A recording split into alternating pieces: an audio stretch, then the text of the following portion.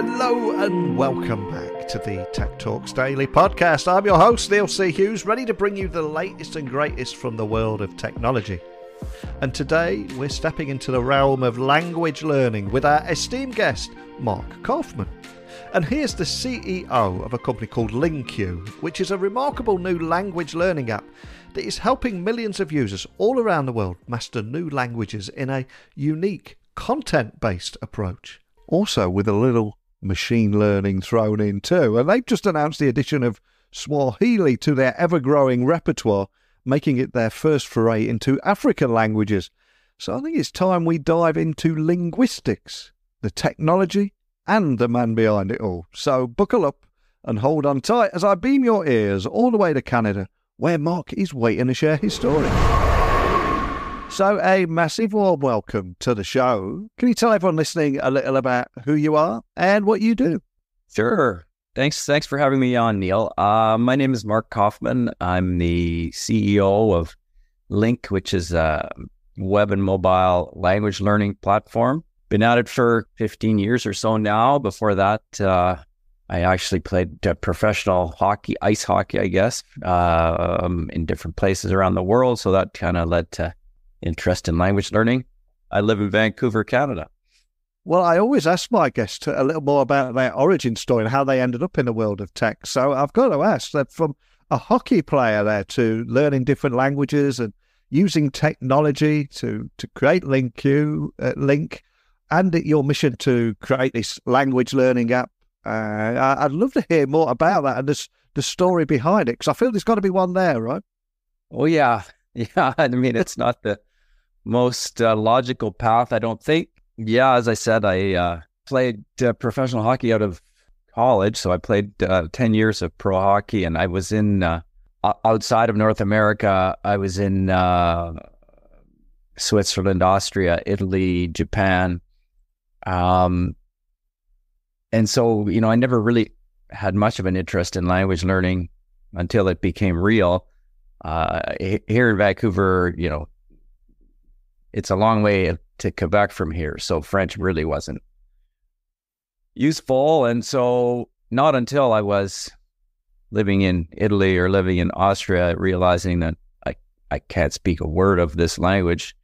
And really, when I was there, the English in the towns that I was in wasn't great. So that's pretty motivating. And that sort of began my interest in language learning. For sure, but just because by learning the local language, most of your teammates are from that country. You miss out on a lot if you can't understand what they're saying to each other. Yeah, they translate some stuff, but mostly they don't. They're just living their lives. So that's the sort of initial motivation for language. At the same time, my dad had always been keen on language learning, and as long as I can remember, he's spoken 9 languages. And so those two factors were significant in sort of sparking that interest. But there was the actual origin story of Link is there is an actual event that happened. My dad at the time was studying Cantonese and was listening to the local Vancouver Chinese radio station. And they told the story of a immigrant from China who had arrived here in Vancouver with his life savings in his luggage and had his life savings stolen at the airport. And I guess it's a fairly common thing for Chinese immigrants to do is to keep their large amount of cash in their luggage. And so there's gangs that prey upon them at the airport. At any rate, this my dad heard this story on the radio, and so he reached out to the radio station and said, is there any way to get a hold of this guy? At the time we still have a company that makes software for the forest industry, so we had a requirement for tech people, and this guy was IT. Was a developer, I believe. It's honestly so long ago, I can't remember. Yeah. But he had a tech background, and we thought maybe we can hire this guy and give him help him get himself on his feet here, and if not, he gets a little local experience and a little cash in his pocket. So we got a hold of the guy. We brought him in, and as it turned out, we couldn't understand him, and he couldn't understand us, and it brought to our attention the fact that a lot of the so-called white-collar immigrants from China that our government was bringing in were actually not really capable of functioning in a white-collar environment because their language skills were simply too poor. And we thought, hey, maybe that's an opportunity. And that kind of led to the creation of our first language product, which was called The Linguist, and which was a web-based English learning app. In the end, we pivoted away from that market as we realized that most of those people wanted to just get their language learning for free from the government. We pivoted to a multi-language app, which we called LingQ, and kind of have been going strong since then. What a great story. I love that story behind it. And before you came on the podcast today, I was doing a little research on you, and I saw that your launch of Swahili recently, and also how it was a response to your community making it happen. And straight away, that was one of the things that made you stand out for me. So can you expand on that and how new languages get added based on contributions from your community? Absolutely. I think, I think we're up to 45 languages now. Yeah. To be honest, most of the economic opportunity and most of the users are using the top, call it 8, 10 languages. But at the same time, we're language keeners, if you will. We believe that our platform it's so easy to set languages up, provide a platform for everybody who wants to learn all these different languages that exist. So we're happy to support that initiative, and we have a bunch of people on our community, and typically when we add a new language, it's because somebody in our community is either motivated to learn that language or motivated that others should learn their language, and help creating the materials that we need in order to offer those languages. And for us, really, it's I don't really remember the exact amount, but it's a certain number of hours of audio content, starting with our core mini stories, we call them, content, audio with transcript. And as long as we can find good online dictionaries that we can integrate with, then it's not too difficult for us to put those languages up. And so here, we had a few users that were motivated to have Swahili there, and so they did the work and sent us the required material, and we got them up, and we're excited. It's our first African language. Looking forward to potentially adding more, but or whatever other languages our community offers up. I love that, though, and I love how it's been embraced across Africa. And presumably, this opens up a potential to expand the app's user base in Africa too. Do you get to hear any stories of people that are using it, etc.? Oh, absolutely. I think we get lots of nice testimonials or emails all the time, thanking us, and it's quite a rewarding. Quite rewarding. I think, I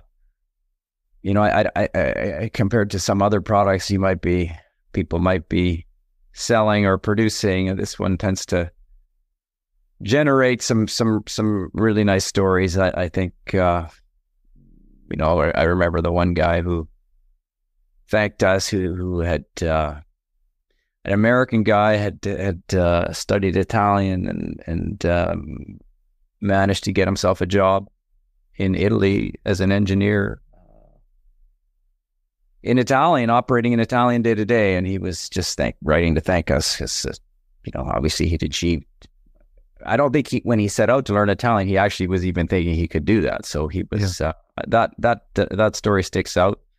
But absolutely, we get glowing testimonials all the time, to be honest.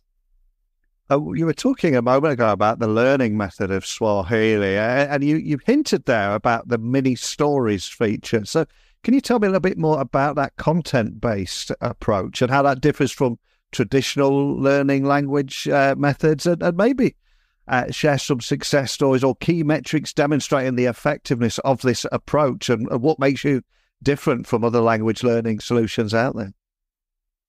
Yeah, absolutely. I think most language learning solutions are either kind of how language was based on how language was taught, when we were all in school, just kind of translated to the web, or you get to apps where there's lots of short bits of, short questions and fill in the blank, simple type methodology. And our approach is actually quite different.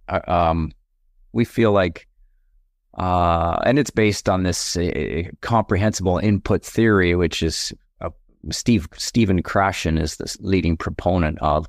But basically the idea is you want to flood your brain with content in your target language at sort of the optimal level. So not too easy, not too hard, just in that sweet spot where there are enough new words to make it challenging, but not so few that you're not learning enough. And so once you're in that sweet spot, you're doing a lot of listening, a lot of reading. And I'm now describing what we do at Link. You're able to look up the words that you don't know, because listening on its own isn't useful if you don't understand what you're listening to. So or reading for that matter. So you read it, you look up words that you've seen before reappear, obviously. New words are added all the time. And this process of, it doesn't seem like it's, it may seem simple, but yeah, simply reading and listening, looking up words, understanding what you're reading and listening to, moving on, seeing those same words repeated in different contexts. The words that matter reoccur more frequently. You'll learn them more quickly. Words that appear only once, you'll never learn, and that's fine. But over time, this massive input helps you. Obviously, your vocabulary growth is massive. Your comprehension is massive. You, of course, have to speak at some point in order to activate your output. But with that solid base, you're then able to more quickly achieve that spoken result as well. In fact, we recently had a study done, and this same group has studied all the major language apps, and our results in terms of they compared our results to sort of X hours of a college language class, and I can't remember exactly what the number of hours were, but our results were the top of all the apps they've tested. So in terms of effectiveness, that made us feel pretty good. And as this is a tech podcast, one of the things that put you on my radar was when I read that your platform is known for its customization and use of machine learning. So can you explain how these aspects essentially enhance the user experience and the language learning journey that they're on there? Because I've not really heard too much about machine learning or AI being used in this way. So can you expand on that for me? Sure. I think, as I explained, in our sort of learning approach, we always want to have you studying content that's in the sweet spot. So in order to do that, we track every word that you see on our platform. So at any given time, we know which words which words you've looked up and are trying to learn, which words you've learned after having saved them in our system, which words are new to you. So we can analyze any text and we can tell you the percentage of new words. We can tell you the percentage or the number of words that you're trying to learn, so that we can effectively to help you identify which content is optimal for you to be learning from. And at the same time, one of our core beliefs is if you want to be successful, the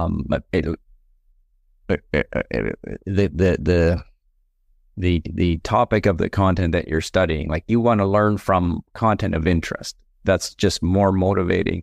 When you're reading it, you're motivated to understand you're gonna do better. So our system enables our users to target a wide swath of content and then refine it using the data that we have on their words so that they can find the content on their specific, along the lines or that they're interested in, with the optimal sort of mix of new words versus words they're trying to learn. So that's one area. We also just recently launched a AI feature which automatically transcribes any audio that a user finds. So that opens up this massive amount of podcast content so that users can find podcasts that they're interested in, import them into LingQ, use this new Whisper AI feature to generate a transcript, and then they can learn their target language using that content on LingQ. So if we have somebody listening anywhere in the world, maybe they're preparing to move to another country, maybe they're attending a university class or just thinking about learning another language, but a bit beat up by the traditional methods that just never seem to work for them. Can you just walk me through how they can get up and started, what they can expect, just to understand how that journey would work? Yeah, sure. I think, and along those lines, I mean, we hear stories like that all the time. Like I could never learn languages until I found you. And one of the big things that we do is we give people confidence. There's no pressure to output or perform or get questions right. Fundamentally, everybody learns their own language. A lot of people kind of become convinced that they can't learn languages. I'm no good at languages. And we don't believe that that's true. We think anyone can learn a language. If you start out on LingQ, you start out with our mini stories, as I alluded to earlier. And these are simple stories that are told from, in the first person and then the third person in the same story. Then you get a bunch of questions with answers. We don't need you racking your brain to try and answer the question. It's just rephrasing things in different ways to help those words and grammatical phrases seep into your brain, and that process of reading, listening, you don't have to do more than that. Yeah. Open a lesson, listen to it, read it, look up the words. We do have an ability to review the vocabulary using different flashcards or multiple choice or unscramble. We have some various activities you can use, but for the most part, we actually think most of your time should just be spent reading and listening and looking up words. I know it doesn't sound like much, but that simple process is all it takes. And in the end, I mean, we hear from I remember this engineer from Venezuela that moved to Canada, and he had always had trouble with English, and he said, he said it was amazing. The biggest thing we did is improve his comprehension. All that listening and reading. Now, when if you're in a conversation and you understand what the person you're speaking with is saying to you, that's a big part of the battle.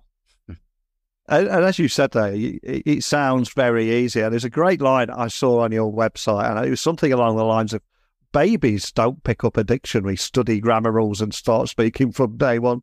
So why should you? It's like going back to basics and simplifying the process. But your results speak for themselves. It seems to be working, right? Yeah, absolutely. I mean, we are users ourselves, so we know that our app works for us. But it's obviously nice to have that validated by a third party and to see that that's the case for a large group as well.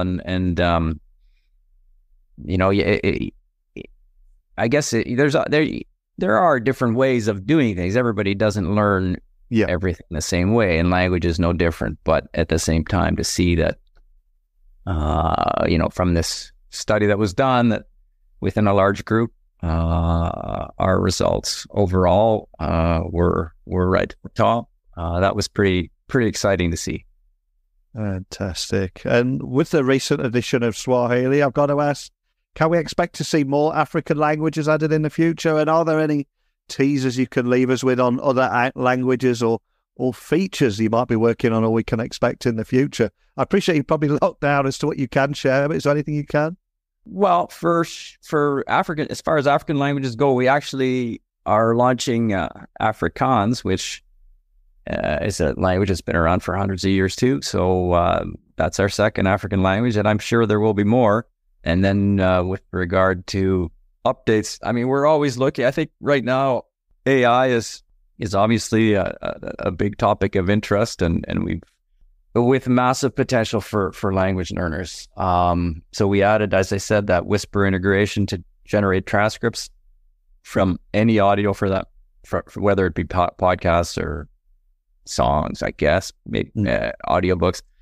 But one of the things that come to mind when you mention future improvements is an ability to subscribe to podcasts and have them automatically generate transcripts. I think that we've had some requests again from our community for that feature, because once the ability to import podcasts opens up, the natural extension is to want to subscribe and follow those podcasts that you're interested in. So I think that's one feature for sure that's coming, and another would be some kind of chat bot so that our users could start practicing their output, which in the end everybody wants to do, because you're learning a language because you want to be able to speak it. So those are two really exciting things that I'm sure will be on our horizon. Timelines are obviously a little harder to predict, but we're definitely looking into those things. And if I was to ask you to gaze into a virtual crystal ball beyond that, what's your grand vision for the future of language learning apps? And what role do you see them playing in global communication, cross-cultural understanding? Because that is the ultimate destination. But I'm curious how you envision that for the future. Yeah, what's funny is we get questions from people asking us, or people send us articles as I can't remember who, Elon Musk or somebody will say, people won't need to learn languages in the future because there will be machines that automatically translate back and forth. And I have to say, I'm skeptical. I think people will always learn languages, to truly participate in, if you go somewhere and you really want to participate in everything that's happening there, I don't see how you're going to do that through some kind of translation interface. And given that the world is getting more and more global and people are traveling so much more, I think that the natural human desire to sort of interact with others and become a part of what's happening will continue to push people to learn language. I see it growing. The ease of access to language learning, improvements hopefully in approach, all of those things. I think language learning has a bright future, and I think more and more people will be learning more and more languages. Like everything, hopefully we're improving in all areas, society, in our lives, and so on. But I think language learning has a bright future. I always say at the end of every episode that technology works best when it brings people together. And I love what you're doing here about using technology to lower the barrier to learning a new language and help people in doing that. But of course, there is a real pressure on everyone to be in a state of continuous learning. So I've got to ask, how or where do you self-educate, keep ahead of the trends and navigate this increasingly busy speed of technological change, shall we say? Yeah, I mean, I think you're bang on with the need for continuous learning. I think in almost every occupation now, there's more and more of a requirement to constantly be upgrading your skills and just staying abreast of what's happening out there in the world, and then the proliferation of information everywhere. Whatever it is you want to do. We started LingQ in Vancouver, which maybe there's is a bit of a tech hub, but certainly not in the part of Vancouver where we are. So a lot of our knowledge has been gained by, listening to podcasts where tech founders are talking about different aspects of the industry, or watching YouTube videos on whether it be marketing or YouTube marketing. Lately, we've been promoting our YouTube channel, any number of areas. It's amazing the wealth of information that's out there. I mean, you're never the only guy trying to do whatever it is you're trying to do, and podcasts, blogs, YouTube, Twitter. I'm sure there are others. Like, it's constant, this constant stream of stuff from everywhere where you're learning stuff, even on whatever, Instagram. But no question that lifelong learning is massive for everybody, I think, moving forward. And it's been massive for us in terms of almost everything that we do. Well, I wish you the best of luck for the future. And before I let you go, though, for anyone listening, we do have people listening in 165 countries, so there's a lot of different languages there. So for anybody listening, thinking of learning a new language, where would you point them to? And equally, if they want to find out more information or contact your team, what's the best starting point for everything? So obviously our app is web and on iOS and Android, and you can find it in the at our URL, lingq.com, or in the Google Play or Apple App Store. Just look up our app name. In addition, I would point you to my dad's YouTube channel, Lingo Steve, and he's a well-known polyglot. He's up to 23 languages or something now, and it talks basically about language learning and our approach to language learning. And he's very motivating and encouraging, and is a great place to start if you're either newly interested in language learning or have tried in the past and not had success. I would very much recommend going to that YouTube channel and just to start to get a feel for our approach.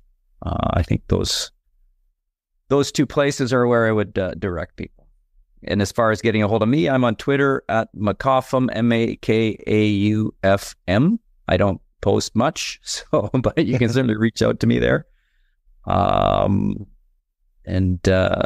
guess that's the best way. Awesome. Well, on my website, techblogwriter.co.uk, there will be a blog post associated with this episode. I'll include those links. I'll also include one of your dad's videos there, Lingo Steve. I'll get that added. And as I said a few moments ago, technology works best when it brings people together. And I love how you've helped literally millions of people around the world learn languages using this content-based language learning app, but also while harnessing machine learning to enhance and customize the user's language journey, because those traditional methods don't work for everyone. I think it's a great solution that you've created here. But thank you for sharing the story behind it and your personal story too. Thank you. Thank you very much, Neil, for having me on. I very much appreciate it. Wow, what a fascinating journey into the world of language learning and technology, and a great human story at the heart of it all. And a big thank you to our guest today, Mark. I think he's truly revolutionising the way we approach language learning, and especially with that emphasis on authentic content and leveraging the power of machine learning. And the result is a language learning experience unlike any other that I've seen out there. And the addition of Swahili and the Afrikaans to their language roster not only showcases their commitment to diverse languages, but also an aspiration to break down barriers and bring communities together using technology. But I'd love to hear your thoughts on anything we talked about today. Email me, techblogwriter@outlook.com, Twitter, LinkedIn, Instagram @Neil C. Hughes.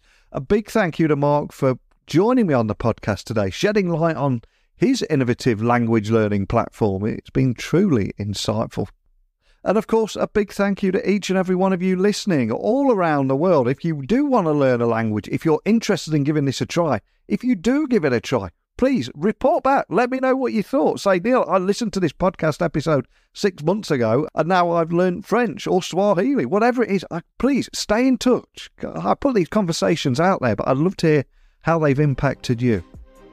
But that's it for today. So just a big thank you for listening as always. And until next time, don't be a stranger.